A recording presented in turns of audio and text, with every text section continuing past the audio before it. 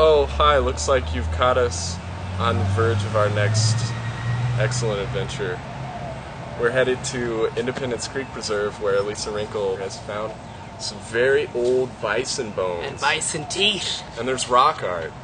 Natural springs. And an archaeological dig going on. And the Pecos River. True love.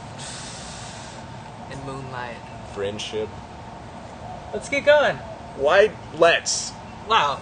Come on. Let's go. Come on, Wild.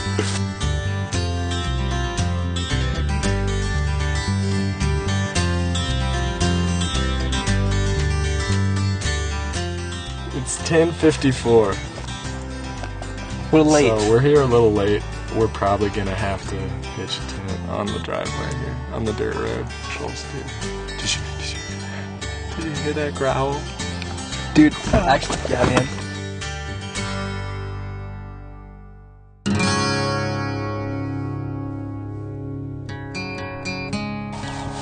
Morning, everyone. What's just really special about Independence Creek? Like, what makes this preserve? I would say the reason why the Conservancy here is the water. It's such, it's aptly named Oasis Ranch, the northern half of the preserve, because it is truly an oasis. The arid landscape out here is, the water is such an attractant for all wildlife species and plant species. It's a jewel in West Texas to have the water resource and the spring, and it's rare. Caroline Springs flows about 3,000 to 5,000 gallons per minute, which contributes about 25% of the flow to Independence Creek. The water is extremely high quality. We have several rare snail species that live here in the spring, as well as the 3 state-threatened fish that live in Independence Creek: the Rio Grande darter, the Proserpine shiner, and the headwaters catfish. In the creek itself, they're doing very well. It's just geographically, they're very isolated and occupy a small geographic area.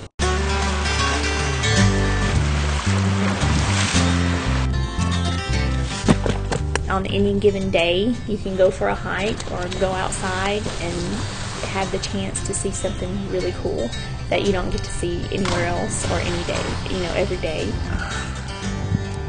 The hole in my shoe is just big enough for a cactus to go through.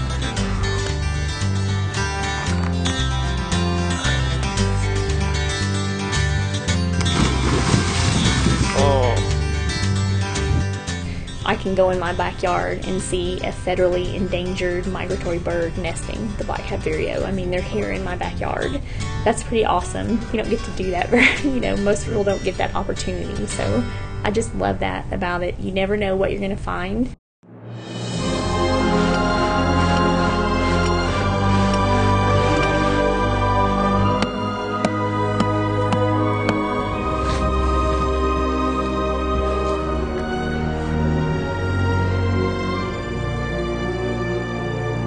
In 2004, we had a 100-year flood, and it was wall-to-wall, 30 feet deep, rushing water in Dry Creek.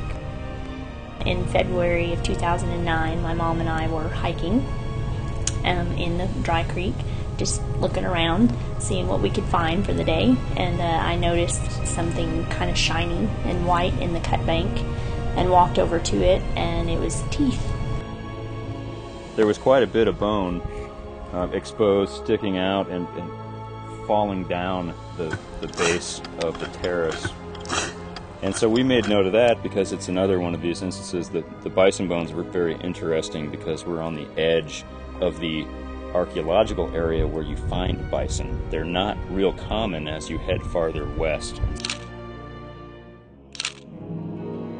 The bison bones and the artifacts that we see could range in age anywhere from, say, 4,000 years old up to perhaps 700 or 1,000 years old. You can see bones here. You can see all the way back in there. See, this is a bone also. Oh, yeah. Here's bone. So there's quite a bit. And that was just bone that was found? Mm-hmm. Yeah, and there was a biface. That's a stone tool that prehistoric folks manufactured And it's a fairly common kind of tool that you might find associated with bison bone, because it might have been used to dismember the carcass or to process it. It's the association of all these artifacts and the bone together. It gives a fairly clear indication that the bison were probably dispatched and processed and consumed by people. That is, this is a cultural event. It's not just an animal that died on the cut bank and got buried. You know something about world religion.